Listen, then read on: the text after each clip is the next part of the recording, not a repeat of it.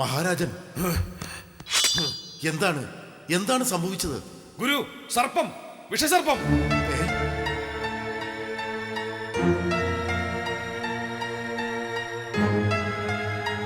ഒന്നുമില്ല മഹാരാജൻ, ഒക്കെ അങ്ങയുടെ വെറും തോന്നൽ. ഇല്ല, ഞാൻ എന്റെ കണ്ണുകൊണ്ട് കണ്ടതാണ്. ഭയന്നുപോയി. ഘോര വിഷസർപ്പം സിംഹാസനത്തിൽ, സഭാ സോപാനത്തിൽ, സാലപഞ്ചികയിൽ, സഭാ കവാടത്തിൽ, എവിടെയും എവിടെയും സർപ്പങ്ങൾ. പ്രഭു, ശാന്തനായാലും. ബഗാസുരനും കൊല്ലപ്പെട്ട ശേഷം നാം ആരും അറിയാതെ അങ്ങ് അഘാസുരനെ അയച്ചിരുന്നു, ഇല്ലേ? അനന്തരകഥ നാമും കേട്ടു. ഘോര സർപ്പമായി അവൻ ചെന്നു. യമുനാ തീരത്ത് ഗുഹയെന്ന് തോന്നിപ്പിക്കും വിധം വായ തുറന്നു വെച്ച് കിടന്നു. നന്ദപുത്രനായി ഗോപബാലകരോടൊപ്പം അറിയാതെ അതിനുള്ളിൽ പ്രവേശിച്ചു. അഘാസുരൻ വായടച്ചു. പക്ഷേ ഏതു വിധമെന്നറിയില്ല, ആ ഉണ്ണിയും ഗോപബാലകന്മാരും രക്ഷപ്പെട്ടു. കൊല്ലപ്പെട്ടത് അഘാസുരൻ മാത്രം. അങ്ങ് ഈ വൃത്താന്തമറിഞ്ഞത് അല്പം മുമ്പല്ലേ? ഓർത്തു നോക്കൂ.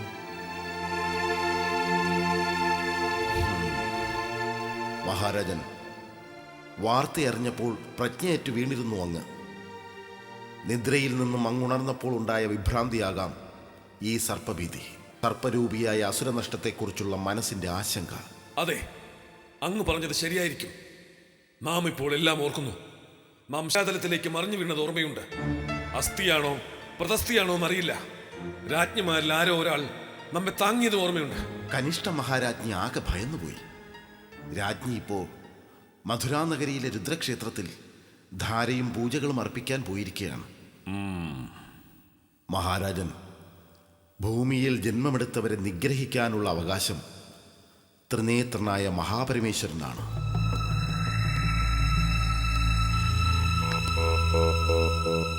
കൗമാരത്തിൽ ശിവഭജനം ചെയ്തിരിക്കുന്നത് ഈയുള്ളവൻ കണ്ടിട്ടുണ്ട്. ഉഗ്രസേന സുതൻ ശിവഭക്തനാണെന്ന ഖ്യാതി ഇന്നും പല ദേശാന്തരങ്ങളിലുമുണ്ട്. പക്ഷേ ഇന്നങ്ങ് സ്വയം പരമശിവപദം ഭാവിച്ച് നിഗ്രഹങ്ങൾക്കൊരുങ്ങുന്നു. അധമപഥത്തിലാണ് അങ്ങയുടെ സഞ്ചാരം. ശത്രു സംഹാരത്തിനെന്നല്ല, ഏതൊരാളുടെയും സംഹാരത്തിനുള്ള അവകാശി സാക്ഷാൽ ശ്രീ പരമേശ്വരനാണ്.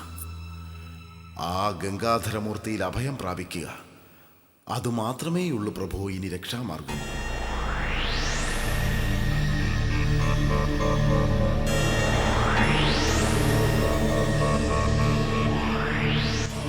ശംഭോ മഹാദേവ.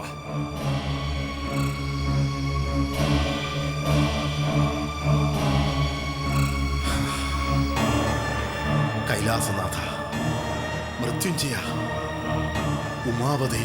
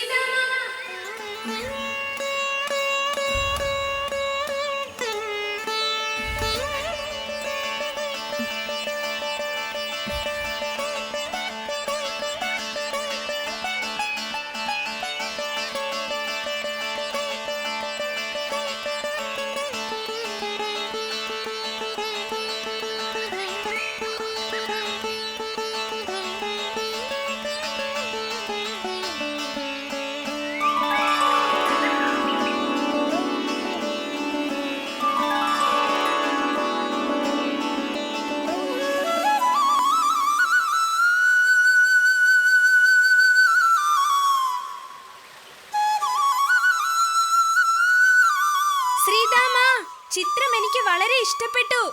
മറിഞ്ഞിരിക്കേണ്ട, ഇറങ്ങി വന്നോളൂ. കൃഷ്ണ. ചിത്രം അതിമനോഹരമായിരിക്കുന്നു. അഭിനന്ദനം. ഇനി നിന്നെ എന്താ വിളിക്കേണ്ടത്? ചിത്രകാരനെന്നോ ശില്പിയെന്നോ? ണ്ട, ഇത് ശില്പിയുടെ കരവിരുത് തന്നെയാണ്. കണ്ണൻ എന്നെ തൃപ്തിപ്പെടുത്താൻ വേണ്ടി പറയാ. ചിത്രം അത്ര നന്നായിട്ടൊന്നുമില്ല. ശ്രീമ, വെറുതെ ആത്മനിന്ദ വേണ്ട കേട്ടോ. ചിത്രം അനുപമം തന്നെയാണ്. ഇത്രയും നാൾ ഒപ്പം കളിച്ചു നടന്നിട്ടും നിന്റെ കഴിവ് മനസ്സിലാക്കാൻ എനിക്ക് കഴിഞ്ഞില്ലല്ലോ. ജന്മസിദ്ധമായ കഴിവുകൾ വേണ്ട സമയത്ത് പുറത്തു വരിക തന്നെ ചെയ്യും. നന്നായി. ഒറ്റയ്ക്കിരുന്നപ്പോൾ തോന്നിയൊരു ഉൾപ്രേരണ അതെന്നെ കൊണ്ട് എന്തൊക്കെയോ ചെയ്യിച്ചു. കണ്ണ, ചിത്രം നീ കണ്ടു കഴിഞ്ഞല്ലോ. അതിന് വേണ്ടത്ര പൂർണ്ണത വന്നിട്ടില്ല എന്നൊരു തോന്നൽ തുടച്ചു കളഞ്ഞേക്കട്ടെ. പാടില്ല. എന്റെ ഈ രൂപം അടുത്താവോളം കാണാൻ കൊതിക്കുന്ന ആരോ ഒരാൾ ഈ പരിസരത്തുണ്ട്.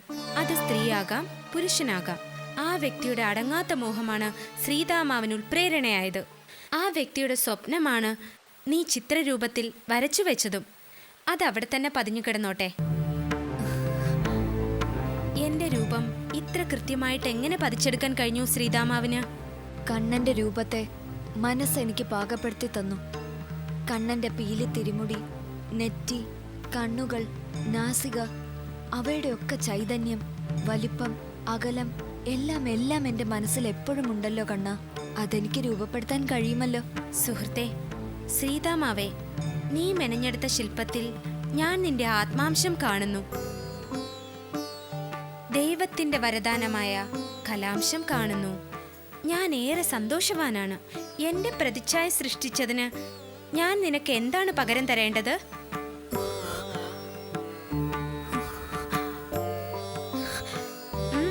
ചോദിച്ചോളൂ. കണ്ണന്റെ സ്നേഹം, കണ്ണന്റെ